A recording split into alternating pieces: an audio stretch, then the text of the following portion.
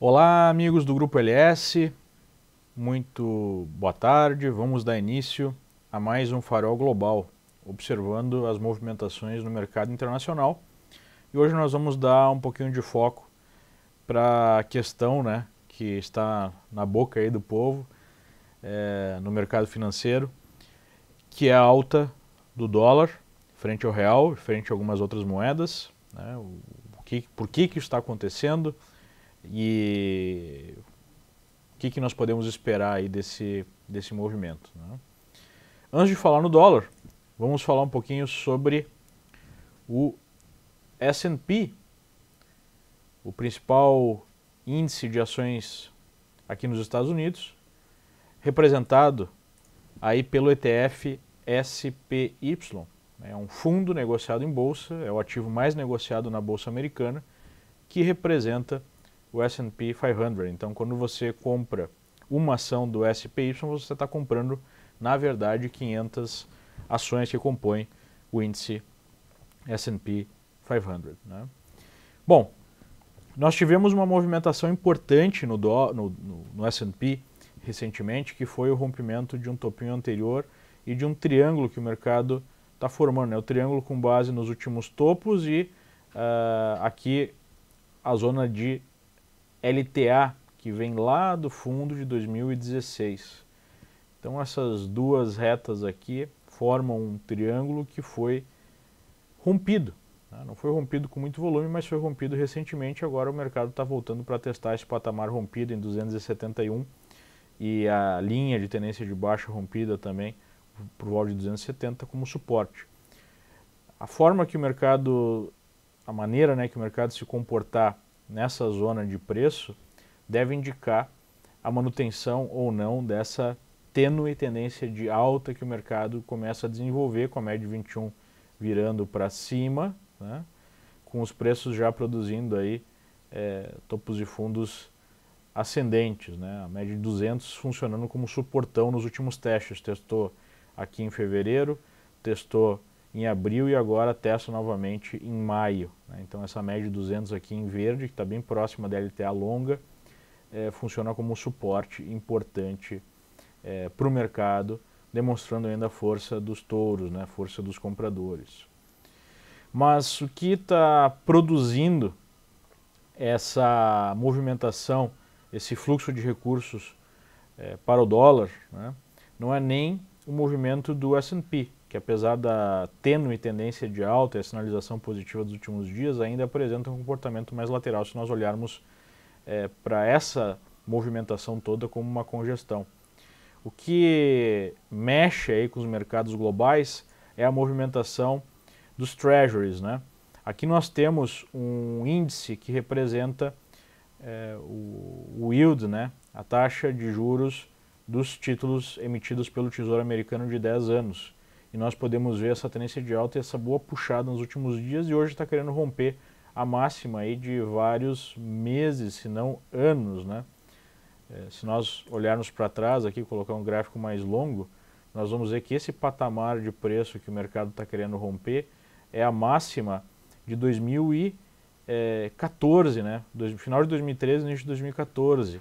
Então, o mercado está querendo romper uma taxa de juros que não era praticada pelos treasuries de 10 anos desde 2011. Então, um aumento da taxa de juros nos Estados Unidos produz automaticamente um fluxo positivo de recursos para os ativos denominados em dólares.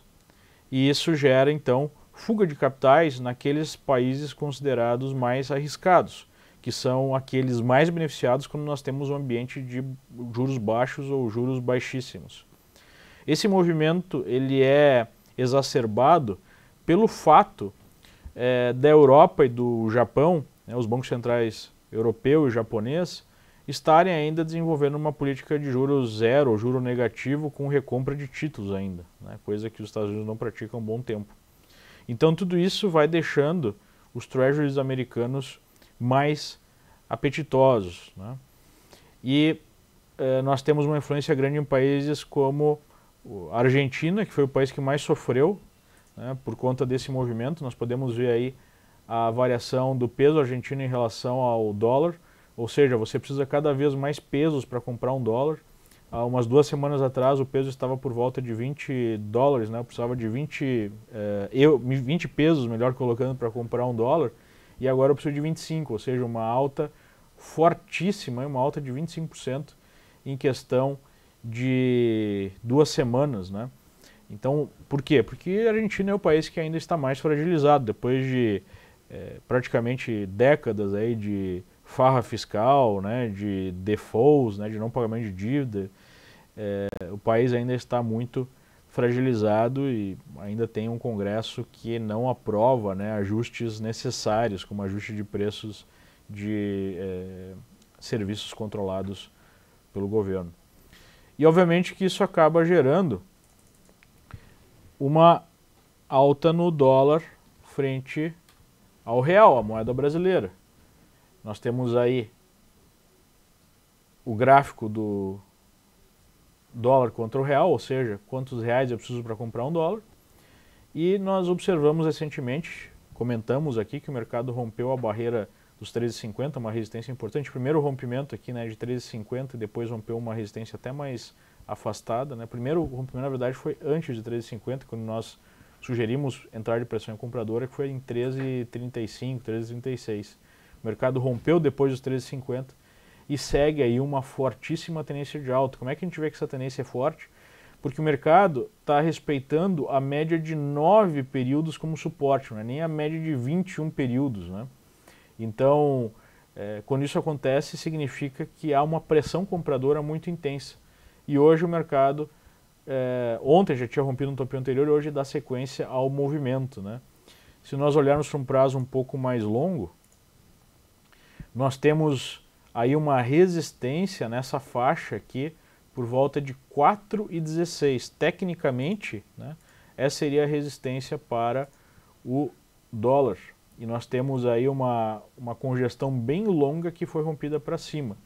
Então, obviamente que com um mercado tão esticado, né, podemos ver aqui os indicadores, os osciladores que medem situação sobrecomprado, sobrevendido, com o mercado bem esticado, aqui a distância para a média de 21 períodos, sempre pode haver alguma correção, né, alguma intervenção mais forte do Banco Central, apesar do Banco Central estar demonstrando que não está muito preocupado com essa alta do dólar frente a uma inflação bem baixa, né, uma inflação abaixo da meta até pela primeira vez em muito tempo, e com juros bem baixos, podendo até, né, ter mais um corte aí, uma expectativa seria essa pelas declarações do próprio presidente do Banco Central brasileiro. Então não há muita fome aí do Banco Central em querer segurar o dólar, e o fluxo está bem intenso, né? Então, com a situação externa de juros subindo nos Estados Unidos e com a situação interna das incertezas geradas pelas eleições, onde os candidatos queridinhos do mercado, que seriam os candidatos mais de centro, representados, por exemplo, por um Alckmin, por um Meirelles, não conseguem decolar nas pesquisas, deixando aí a eleição mais incerta, né? Com o segundo turno entre um Bolsonaro, que o mercado até passou a tolerar, digamos assim, especialmente em comparação com o Ciro Gomes, que o mercado vê como um cenário de tragédia, né? Um candidato anti-reformas, nós temos aí a tempestade perfeita, vamos colocar assim, porque nós temos externamente um movimento favorável ao dólar e internamente também uma pressão muito grande. Então essas duas forças facilitam a alta do dólar e nós não temos aí, por enquanto, nem do ponto de vista de cenário, nem do ponto de vista de gráfico, uma sinalização de mudança nessa situação, né?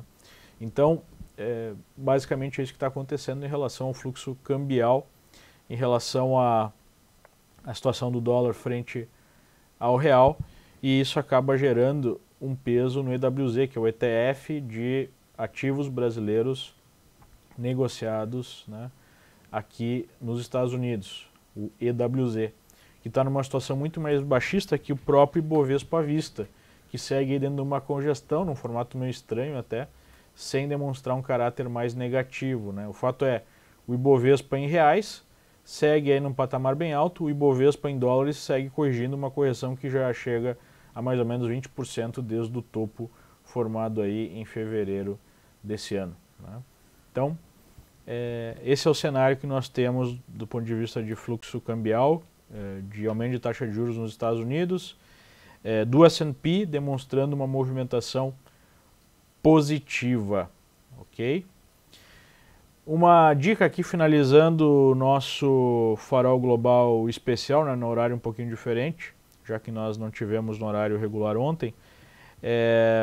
Eu estou desenvolvendo, né, aqui a Liberta está desenvolvendo junto com o pessoal do Brasil Paralelo um programa especial, um pacote, né, uma série de apresentações sobre esse cenário eleitoral brasileiro, sobre a relação que esse cenário eleitoral tem com o mercado, do ponto de vista histórico, e isso será, né, apresentado gratuitamente para você.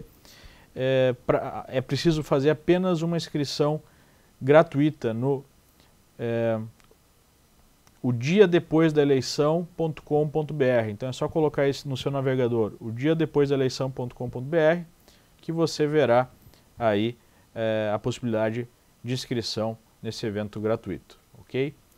Muito obrigado pela atenção e até a próxima. Tchau, tchau.